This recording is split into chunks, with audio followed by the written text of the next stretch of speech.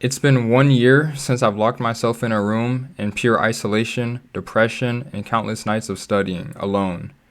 Anyways, in today's video, we're reacting to our first video on this channel. This is my predictions for my first year medical student. I'm a current second year, currently in a new housing. I'm kind of doing like a rotation between our first and second years in the summer. And then at the end of the video, I'm just going to provide my own tips and predictions for how I think things will go in the second year. And then you already know, I'm going to react to this in my third year, etc., etc. All right, without further ado, let's get this. This is the University of Washington of Seattle, and I'll be attending here for my next 4 years of medical school. Stay tuned to see what happens across that time. By the way, that intro took like an hour to do. Fantastic. Just a quick breakdown of the video. This first half will cover a brief run through of my journey and expectations, both the good and the bad, for my first year of medical school. And the second half will cover interviews that I've had with some people on their experiences with healthcare, culminating into a final message of ADHD. So having a more streamlined approach to content. And you probably have that. I'm hoping will be good compared to my undergrad. All of my electives, core courseworks, extracurriculars are kind of just all over the place. So I'm hoping that it's a little easier for me to kind of manage my day-to-day. Another thing I'm excited for, just to learn more about the human body and applying it to not only myself but to those around me. In my undergrad, learn a lot. Of course, we learned science, but it also included like plants and animals, which, don't get me wrong, that stuff was cool, but not necessarily the direction. You still learn about like rats and some of the enzymes they have, and then they're human analogs, but I mean, it's okay, you'll get there.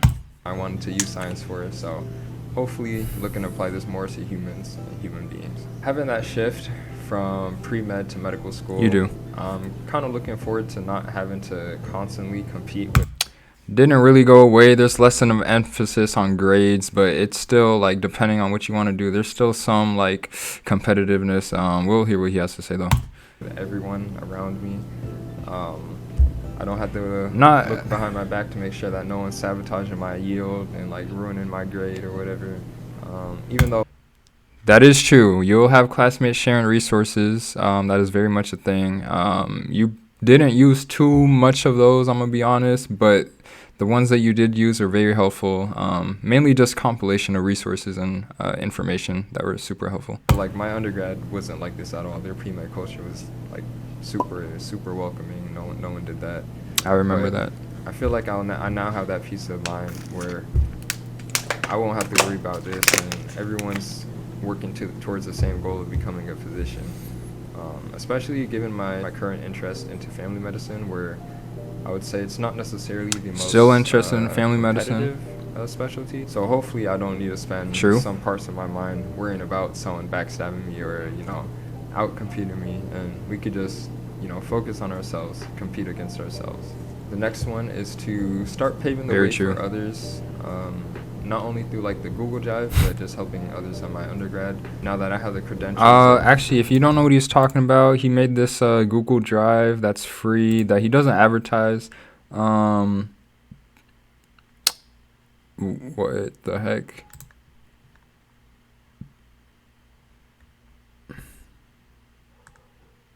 Everything's literally right here. If you need help with MCAT, is here. I'll just like open up any one of these. They're very helpful. Hold on. It doesn't matter which one you click. It's very helpful. So secondary applications, get this out of here. You could have a list of questions. You could find templates that help you organize. You could find example answers. There's also a guide PDF there.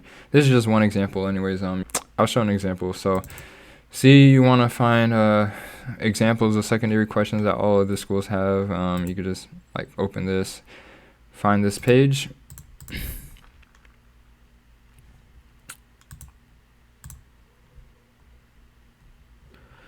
And then boom, you just type in or search for whatever school you're interested in. Let's do Brown University. These are very important. Make sure you're answering responses in line with their mission. Get this out of here. And then these are most up to date. You'll just answer these questions. You could do this for any school, etc. And tons of other helpful resources in that drive.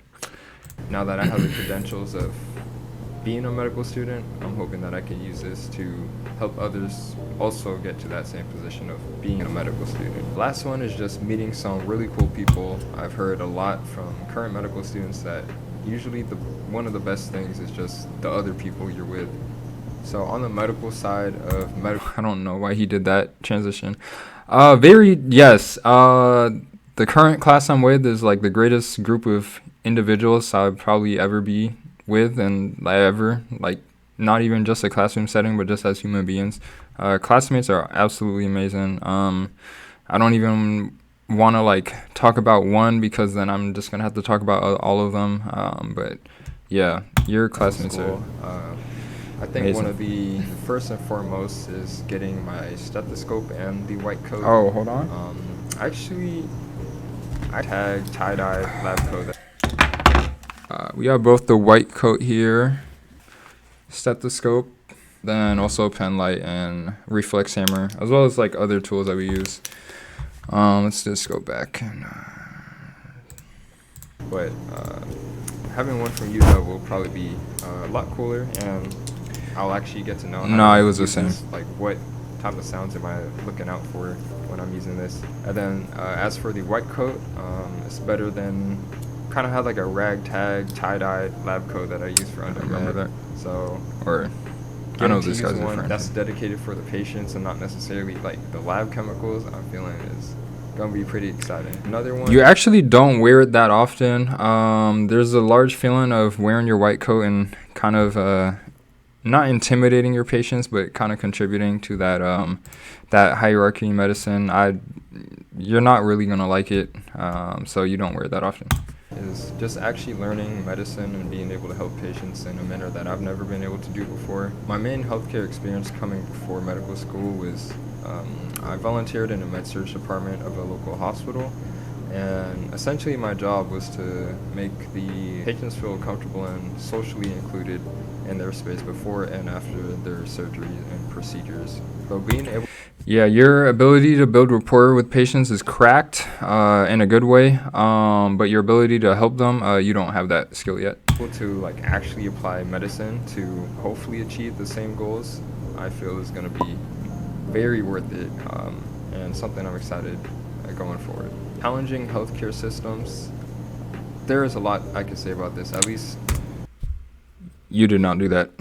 For my American viewers, if you're in the U.S., you might have a good sense of like issues with like affordability. It needs work. I'll just say that. Just on some personal sides, something I'm looking forward to. This is weird to say, but this is actually the first year I'm living away from my parents. I did know I wanted to do medicine. You did not live independently.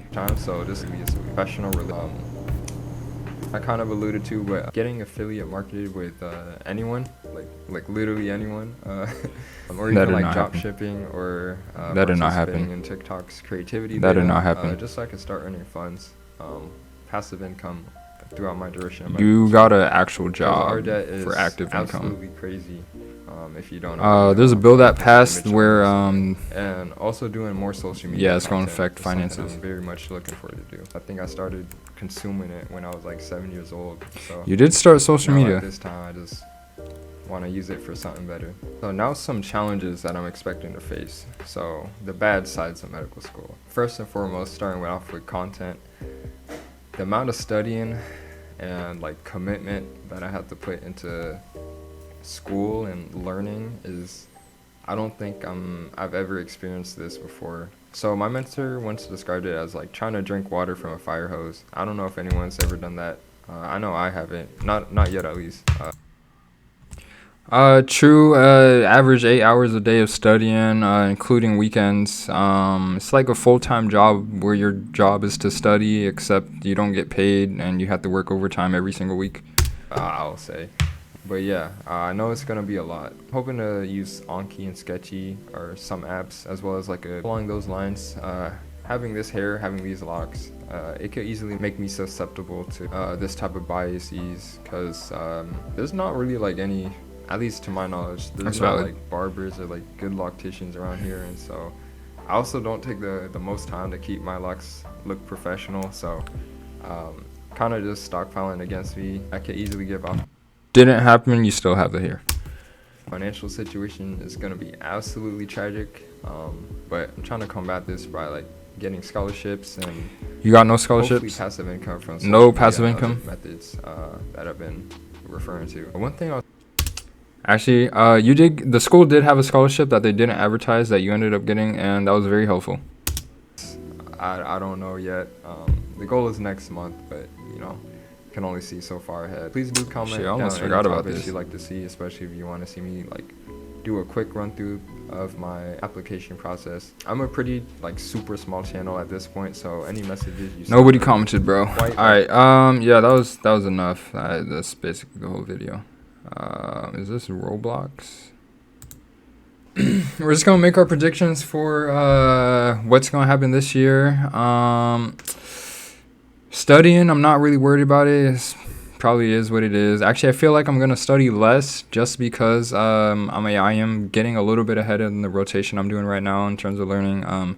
We have like our neurology psychology block coming up, and I've been exposed to some of that, so don't feel like this is gonna be the hardest or like take the most time to do, as well as our reproductive and like the pregnancy, all of that. I am getting exposure to that in a family medicine clinic, so don't feel like it should be as much, but you know, who knows. Stretch time management. You moved places since like during medical school. You're closer to someone who you run with on a more consistent basis. I do feel like that will improve a lot of things. Exercise is gonna be better. In terms of living with someone else, you're gonna do better. Particularly, you know, just like sticking to a schedule. Financials, probably going to be in a similar position, if not a little worse, but you know, it is what it is. You're going to be a lot more clinically proficient, a lot more knowledgeable. You are going to have step 1 coming up in like winter time. At least that's when you'll start studying. Your current goal is to live stream that and to have people comment. I have no idea how that's going to turn out, but it is your goal at the moment, so who knows whether you'll stick with that. I do expect you to pass step 1 first try. It is gonna be hard, and you're gonna have to like lock yourself in a room. But you know, I have confidence in you. What else is there? You'll also start your clinical rotations, not necessarily in second academic year, but you're considered an MS3. I think you'll have fun. If I were to predict what you'll put as first rotation, it's probably going to be something you're not interested in. Probably peds. If not peds, maybe surgery, just because you don't care for either one of those. Shout out to people who are intending to do those, though. But it's not you, so you don't want to waste your first rotation on something you're comfortable with. What else is there? In terms of extracurriculars, you're probably just going to keep what you're doing now. I'm wondering if you will present the work you're doing like here today in Washington, in this housing, this area that we're in. If not, I mean, like, you never cared in the first place. You're going to continue social media for sure. It just might be decreased. I think by the time you respond to this video next year, you're going to be a lot more wiser. Actually, no. I'm going to be bold. You're going to have even less confidence than you have right now, because your scope of what is possible to do in medicine has increased, and you've realized that you're much lower down. You're still going to help pre-meds for sure. You have some friends coming up along the way. You'll be there to help them out. I expect you to gain some muscle. That's still a very realistic goal. And you're also going to go to Alaska for one of your rotations. I don't think you're going to go to the Midwest like Idaho or Wyoming, but if you do, then I am going to bring up the concern again about feeling belonging, as well as like political beliefs and alignment. Who knows how that'll go. Anyways, y'all, I've just been yapping. I think that's going to wrap up this video. Thanks for tuning in so far. If you have any additional like advice for incoming students, go ahead and drop that below. We'll just compile them there and like send them out. Otherwise, yeah, y'all take care of yourselves. Peace. And for upload schedule, you're gonna fall off. Yeah, we out here in a cabin in the mountains, in the woods. Friday, Saturday actually.